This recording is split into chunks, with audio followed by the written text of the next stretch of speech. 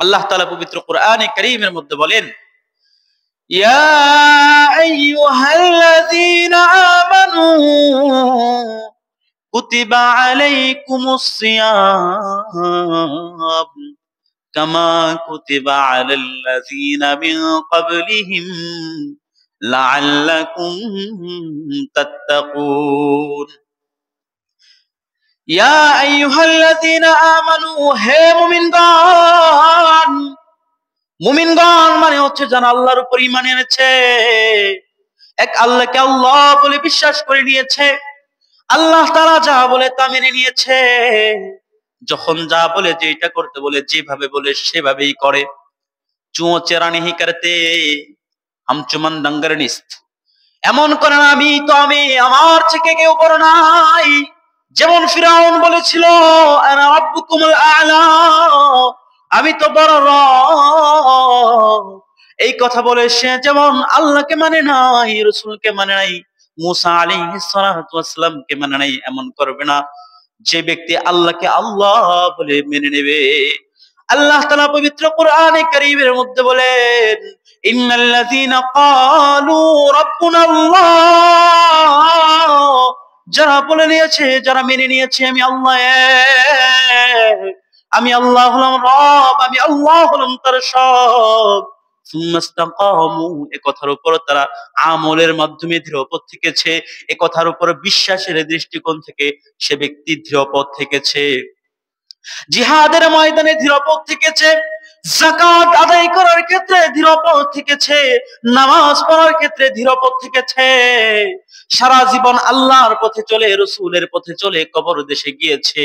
আল্লাহ বলেন, তাতানাজ্জালু আলাইহিমুল মালায়েকা, যখন তার মৃত্যুর সময় চলে আসবে ফেরেশতার দল নাজিল হবে, নাজিল হয়ে বলতে থাকবে, আল্লাহ তাখাফু, ও আল্লাহর বান্দা মুমিন, তোমার কোনো ভয় নাই, তোমার কোনো টেনশন নাই, তোমার জন্য রয়েছে জান্নাত, তোমার জন্য রয়েছে জান্নাত। এটা কাদের জন্য? এটা হলো তাদের জন্য যারা ঈমান আনবে, যারা ঈমান আনবে। আল্লাহ তাআলা তাদেরকে মহব্বতের ডাক দিয়ে বলতেছে, বান্দারে, তোমরা যে বান্দারা আমি আল্লাহর উপরে ঈমান এনেছো, আমি আল্লাহকে এক বলে বিশ্বাস করে নিয়েছো, আমি আল্লাহকে আল্লাহ বলে বিশ্বাস করে নিয়েছো, আমি আল্লাহ তোমাদেরকে মুমিন হওয়ার সার্টিফিকেট দিয়ে দিলাম। এই মুমিন আর ঈমান যদি তুমি হাসিল করতে পারো, তাহলে তুমি জান্নাতে চলে যেতে পারবা, চিরস্থায়ী জাহান্নাম থেকে বাঁচতে পারবা। কিন্তু মুমিন হলেই চলবে না। আল্লাহ বলেন, ইয়া আইয়ুহাল্লাযীনা আমানু, হে মুমিনরা যারা আমি আল্লাহকে মেনে নিয়েছো, কুতিবা আলাইকুমুস সিয়াম, তোমাদের জন্য ফরজ করা হয়েছে রোজাকে, রোজাকে, রোজাকে, কামা কুতিবা আলাল্লাযীনা মিন ক্বাবলিকুম, শুধু তোমাদের উপর ফরজ করা হয় নাই, তোমাদের পূর্ববর্তী যে সমস্ত মানুষ ছিল তাদের উপরও রোজা ফরজ ছিল। অতএব তোমরা ভয় পাও না, সারাদিন না খেয়ে থাকতে হবে, কষ্ট হবে, না না, শুধু তোমাদের কষ্ট না, তাদেরও কষ্ট ছিল, অতএব ধৈর্য ধারণ করো। ইয়া আইয়ুহাল্লাযীনা আমানু, হে ঈমানদাররা, কুতিবা আলাইকুমুস সিয়াম, তোমাদের উপর রোজাকে ফরজ করা হয়েছে।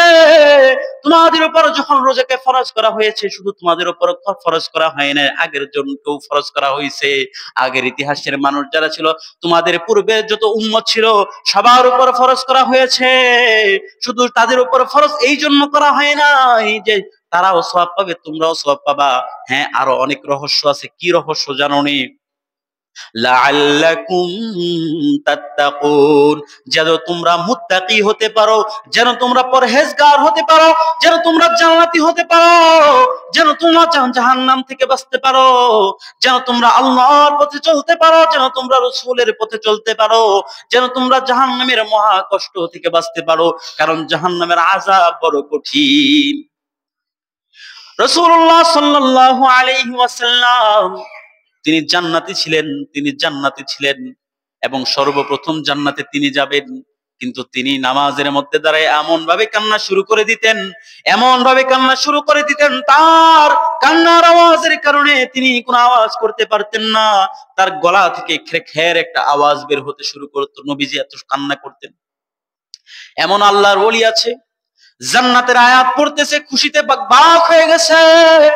আবার গভীর রাত্রে যখন পৃথিবীর সকল চক্ষুগুলা ঘুমায়, এমন সময় এই আল্লাহর বান্দাগুলা গভীর রাতে উঠে আল্লাহ তাআলার সামনে দণ্ডায়মান হয়ে যায়, নামাজে দাঁড়ায়া যায়।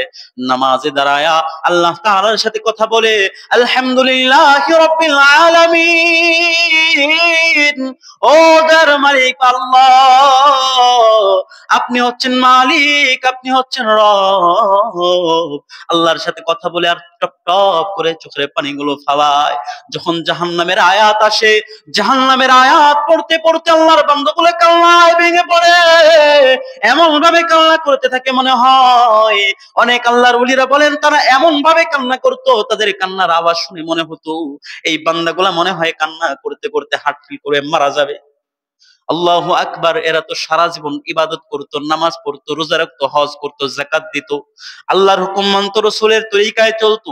এরপরে আল্লাহর বান্দারা সব সময় আল্লাহ আল্লাহ করতে করতে গভীর রাতে যখন সকাল চক্ষুগুলা ঘুমায়, এমন সময় সেই চক্ষু ঘুমায় না, আল্লাহর ভয়ে সেই চক্ষুগুলা উঠা শীতের রাতে ওযু বানায়া নামাজের মধ্যে দাঁড়ায়া যায়। ফরজ নামাজ না, ফজরের নামাজ না, যে ফজরের নামাজ আল্লাহ ফরজ করে দিয়েছেন, তখন তো আমরা ঘুমাই, তারা ঘুমায় নাই। তারা নফল নামাজের জন্য দাঁড়ায় গিয়া আল্লাহ তাআলার দরবারে দাঁড়ায় আল্লাহর সাথে কথা বলে আর চোখ দিয়ে টপ টপ করে পানি ফালায়। এরাই তো মুত্তাকি, এরাই মুত্তাকি। আল্লাহ বলেন লাআল্লাকুম তাত্তাকুন, যেন তোমরা মুত্তাকি হতে পারো। মুত্তাকি মানে কি? মুত্তাকি মানে হলো যে ব্যক্তি গুনাহ থেকে বেঁচে থাকে, যে ব্যক্তি গুনাহ থেকে বেঁচে থাকে। অনেকে আছে নামাজও পড়ে আবার সুদা খায়, নামাজও পড়ে আবার গালিগালাজও করে, নামাজও পড়ে মারামারিও করে, নামাজও পড়ে টিভিও দেখে, নামাজও পড়ে মানুষের কষ্টও দেয়, নামাজও পড়ে আবার দেখা যায় জুয়াও খেলে, নামাজও পড়ে আবার লাল পানি খায়। এইভাবে দিন চলতে থাকে। যখন বৃদ্ধ হয় তখন নামাজে খালি ঠুয়া মারে, হায় হায় কোনো কাজ হবে না। যদি বৃদ্ধ বয়সে নামাজ পড়ার যৌবন বয়সটা তুমি আল্লাহ তাআলার বিরোধিতায় কাটাও, সেই ইবাদতের কোনো লাভ নাই। হ্যাঁ হ্যাঁ লাভ আছে, তবে কোন ব্যক্তি যেন আল্লাহ তাআলার পথ থেকে নিরাশ না হয়ে যায়। আল্লাহ বলেন ইয়া ইবাদিয়াল্লাযীনা আমানু ইয়া ইবাদিয়াল্লাযীনা আসরাফু আলা আনফুসিহিম লা তাকুনাতু মির রাহমাতিল্লাহ। আল্লাহ তাআলা যে তোমাদেরকে বান্দা হিসেবে ডাক দিছে, আল্লাহ কিন্তু বলে নাই মুমিন। মুমিন মানে তো যারা মুসলমান, যারা আল্লাহকে মানে। আল্লাহ বলতেছে ইয়া ইবাদিয়াল্লাযীনা আসরাফু, হে আমার বান্দা। বান্দা মানে এখানে কাফের, মুশরিক, বেঈমান, নাস্তিক, মুশরিক, মুনাফিক, একেবারে যত ধর্মের যত মানুষ আছে সমস্ত মানুষদেরকে আল্লাহ ডাক দিয়ে বলে। অন্য ধর্মের কেউ কোনোদিন সমস্ত মানুষের ডাক দেয় নাই। কেন ডাক দেয় না জানেননি? কারণ সেই ধর্ম তো শুধুমাত্র সেই ধর্মের জন্য, আর আমার জন্য শুধু আমার ধর্মের জন্য। আমার ধর্ম না, আমার ধর্ম সবার জন্য। যেমন ওই আসমানের আলো আমার জন্য এবং কাফেরের জন্য, যেমন ওই হাওয়া বাতাস অক্সিজেন গুলা আমার জন্য আপনার জন্য, সমুদ্রের মাছ আপনার জন্য আমার জন্য। আল্লাহ তাআলা এই কোরআনকে আমার জন্য পাঠাইছেন, কাফেরদের জন্য পাঠাইছেন। এই ইসলামকে আমার জন্য পাঠাইছেন, অমুসলিমদের জন্য পাঠাইছেন, নবীকে আমাদের জন্য পাঠাইছেন এবং কাফের মুশরিকদের জন্য পাঠাইছেন। এই জন্য আল্লাহ তাআলা বলেন ইয়া ইবাদিয়াল্লাযীনা আসরাফু, হে আমার বান্দারা, হে আমার বান্দারা। হে আমার বান্দারা মানে কি? হে সকল বান্দারা যারা আমার উপর ঈমান আনো নাই, যারা ঈমান আনছো, যারা নাফরমানি করছো, যারা ফজরের নামাজে আসো নাই, যারা যোহরের নামাজে আসো নাই, যারা যাকাত আদায় করো নাই, যারা সুদ ছাড়তে পারো নাই, যারা লাল পানি ছাড়তে পারো নাই, সকল বান্দারা তোমরা গুনাহ করার পরে তোমরা নৈরাশ হয়ে যায় না। আল্লাহ মাফ করবে না? করবে, করবে। কেমনে করবে? আল্লাহর দরবারে ওই লাঠির উপর ভর দিয়া টুকটুক করে হাইটা হাইটা আসবা আর দাঁড়ায় যাইবা গভীর রাতে আল্লাহর সামনে। দাঁড়ায় গিয়া বলবা আল্লাহ,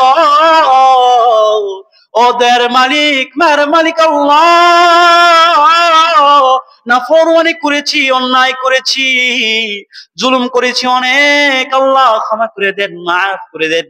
আল্লাহর বান্দা এই বৃদ্ধ বয়সে দাড়ি পাকনা অবস্থায় যখন তার শরীরটা দুর্বল হয়ে গেছে, চক্ষুটা দুর্বল হয়ে গেছে, চশমা লাগে কিছু দেখে না, হাঁটতে পারে না, লাঠি লাগে, চুলগুলা পাইকে গেছে, দাড়িটা পাইকে গেছে, হাড্ডিগুলা দুর্বল হয়ে গেছে।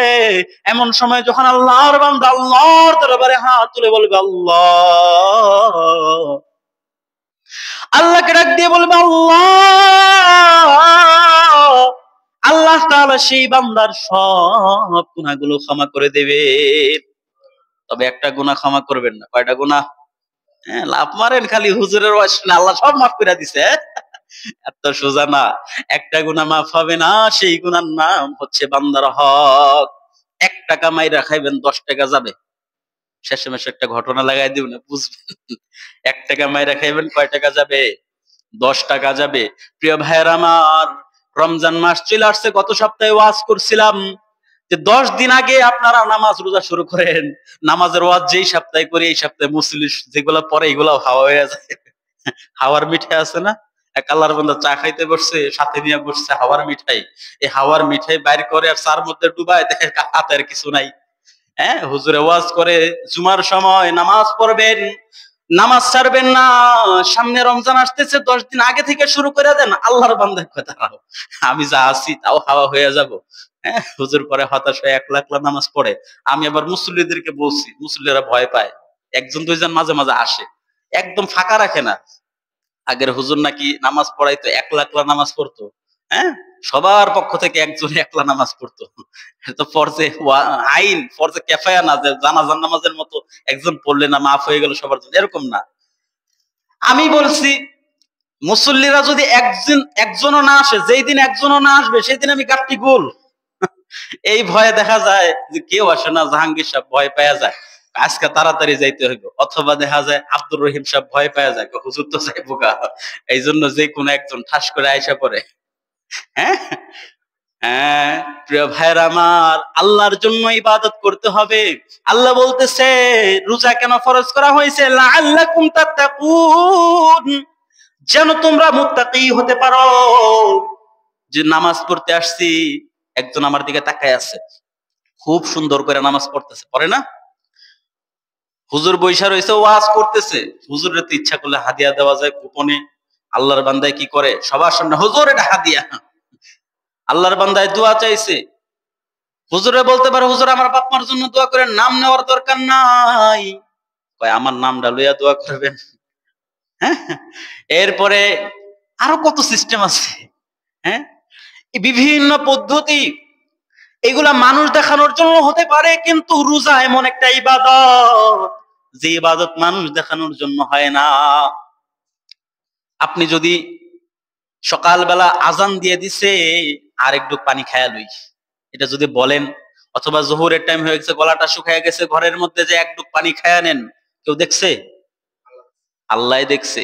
মানে দুনিয়ার মানুষ কেউ দেখে নাই, দুনিয়ার কোনো হয়তো ফেরেশতাও দেখে নাই, হয়তো দুনিয়ার জমিনের কোনো গাছ দেখে নাই, কোনো পাখি দেখে নাই, কোনো গরু ছাগল দেখে নাই, কিন্তু আমার রব যিনি এই আসমান বানিয়েছেন, জমিন বানিয়েছেন, তিনি দেখেছেন।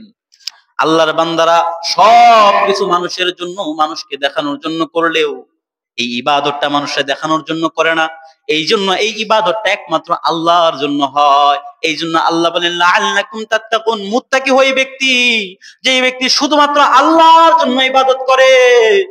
অতএব তোমরা মুত্তাকি হয়ে যাবা। মুত্তাকি হইলে লাভ কি? তো এক আয়াতের মধ্যে আসছে সাকাহুমুল্লাহ, আল্লাহ তাআলা স্বয়ং নিজে, এই যে পিপাসা অবস্থায় ছিল, আল্লাহ নিজে তাদেরকে পানি পান করবে। সুবহানাল্লাহ বলেন। কেমন দিনে পানি পান করাবে? এমন এক দিনে পানি পান করাবে যখন সূর্যটা মাথার আধা হাত উপরে চলে আসবে। এই সূর্য যে তাপ, গরমের দিনে আমরা কাজ করতে পারি না। বিভিন্ন দেশের মধ্যে দেখা যায় মানুষ হাঁটতে পারে না, পায়ে ফুসকা পড়া যায়। পিচের যে রাস্তা আছে, রাস্তাতে হাঁটতে পারবেন না, ডিম দিলে ডিম সিদ্ধ হয়ে যায়। ওই বিশাল বড় দুনিয়া থেকে 13 লক্ষ গুণ বড় সূর্যটা মাথার কাছে চলে আসবে, মাথার ঠাস করে ফাইটা যাবে, টক টক করে বলক দিতে থাকবে, এবং মানুষের যে সমস্ত ঘাম আছে, এই ঘামের কারণে মানুষগুলো হাবুডুবু খাইতে থাকবে। এইভাবে চলতে থাকবে মানুষের আযাব। কিন্তু যে ব্যক্তি রোজা রাখছে, আল্লাহ তাআলা আরশের ছায়া তার মাথার উপরে দিয়ে দিবে, সে শান্তিতে থাকবে। এবং তাকে আল্লাহ তাআলা হাউজের ঠান্ডা মিষ্ট এবং দুধের থেকেও সাদা, মধুর থেকেও মিষ্টি, আর বরফের থেকেও ঠান্ডা। বরফের থেকে ঠান্ডা হলে তো খায়া ঠান্ডা লেগে যাবে না, ওখানে ওই লিমিট অনুযায়ী ঠিক আছে। দুনিয়ার লিমিট ওই লিমিট এক না। আল্লাহ তাআলা নিজে তোমাদেরকে পান করাবে। আল্লাহ তাআলা কাদেরকে পান করাবে? যারা রোজা রাখছে। আল্লাহ তাআলা যে মুয়াজ্জিন আজান দেয় নাই, আল্লাহর পক্ষ থেকে হুকুম আসে নাই। আল্লাহর পক্ষ থেকে যেহেতু হুকুম আসে নাই, ততক্ষণ পর্যন্ত ইফতারি গুলা সামনে নিয়ে অপেক্ষায় ছিল। আল্লাহ তাআলা স্বয়ং আল্লাহ তাআলা তাদেরকে পান করাবে। আর রোজাদারদের জন্য আলাদা একটা জান্নাত আছে, আলাদা একটা জান্নাত। এই জান্নাতে রোজাদার যারা না, এরা যেতে পারবে না। এই জন্য মুসল্লি তো কম, কিছু কথা সবাই নিয়ে বলতে হয়। এই কথা আপনাদেরকে বললে দেখা যায় অনেকে ঠইকে যাবে। অনেকেই ইটের ভাটা আছে না, ইটের ভাটা চিনেন? চিনেন নাই আপনারা?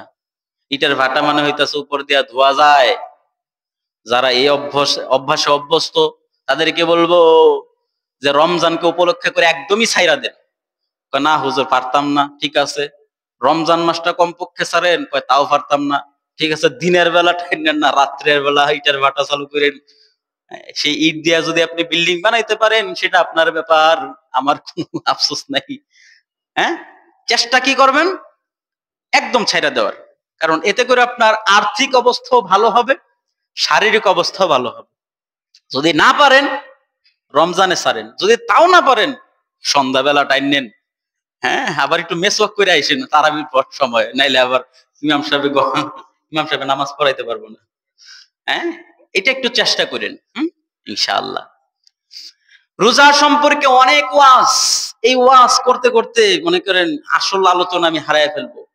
রমজান মাস আসতেছে, বেশি দিন নাই, কালকে অথবা পরশু চাঁদের উপরে ভিত্তি করবে। কিন্তু আমরা কতটুকু প্রস্তুতি নিছি, মানসিক ভাবে কতটুকু প্রস্তুতি নিছি? প্রিয় ভাইয়েরা আমার, এই জন্য প্রস্তুতি গ্রহণ করা হলো মূল। ইমাম সাহেব রোজা রাখতে বলে, রাখে না। ইমাম সাহেব বলে নামাজ পড়তে, করে না। ইমাম সাহেব বলে যাকাত দিতে, দেয় না। ইমাম সাহেব বলে দান করতে, করে না। এখন কইবেন হুজুর আপনারা খালি দান চান, নিজে তো দান করেন। প্রশ্ন আছে না নাই? ইমাম সাহেব কি নিজের জন্য কোনোদিন দান চাইছে? আপনারা বলতে পারবেন এই কথা? দাঁড়ায় বলেন একজন, হুজুর আপনি আমার কাছে যায় বলছেন হুজুর 10টা টাকা দেন, না খায়া মইরা যামু, কিন্তু আপনার কাছে যায় হাত পাইতে বলবো না আমার টাকা দেন, জীবনেও না। তো ইমাম সাহেব চায়, মসজিদের জন্য চায়। ইমাম সাহেব চায়, মনে করেন আপনার টাকা দিয়ে আপনারাই খাওয়াইবো, ইফতারি পার্টি নাই, আমার নিজের জন্য না। এই জন্য ইমাম সাহেবরা দান করতে বলে, নিজেরা দান করেন, এরকম না। আমরাও দান মাঝে মাঝে করি আর কি, এত কিপটা না। তো মোট কথা যেটা আমি বলতে চাচ্ছি, সবকিছু মানেন না, যাই এক জায়গায় একটা জিনিস মানে। ইমাম সাহেব নামাজের কথা বললে, আচ্ছা এগুলা কি নিজের লাভ না ইমাম সাহেবের লাভ? নামাজ পড়লে আল্লাহর লাভ নাকি নিজের লাভ? আচ্ছা, তো আমরা এগুলা মানি না, নিজের লাভটা আমরা বুঝি না। এক জায়গায় যায় বুঝি, যেখানে পেট পূজা আছে, মানি না। ঘটনা মনে পড়ে গেছে, বললাম উনি কথা বলে না। এক আল্লাহর বান্দায় সফরে বের হইছে। সফরে বের হইয়া এই আল্লাহর বান্দার সাথে আরেক আকাইম্মা ঢেকি, ঢেকি বুঝেন তো আপনারা? এই আকাইম্মার ঢেকি অলস একটা সাথে পড়ছে। দুই সাথী যাইতেছে, এক জায়গায় থামছে, খাবার খেতে হবে। বলতেছে বাজার আছে সামনে, বাজার থেকে গোশত কিনে নিয়ে আস। আমি সফর করতে করতে আমার অবস্থা খারাপ, এখন ওখানে যেতে পারবো না, তাহলে লাকড়ি নিয়ে আস। সাপে যদি কামড় মারে, তাহলে গোশত গুলা আনছি, গুলা কাটো, আমার হাত কেটে যাবো। তাহলে আরেক কাজ করো, আগুনে তাপ দাও, লাকড়ি দাও, আমার ধোঁয়ার কষ্ট হয়। কিছুক্ষণ পরে ওই আল্লাহর বান্দে গোশত আনছে, কাটছে, রান্না করছে। এখন একটু ভাই খান, এতক্ষণ আপনার কথা মানলাম না, এখন লজ্জা আপনার কথা অমান্য করতে পারলাম না, বিসমিল্লাহ।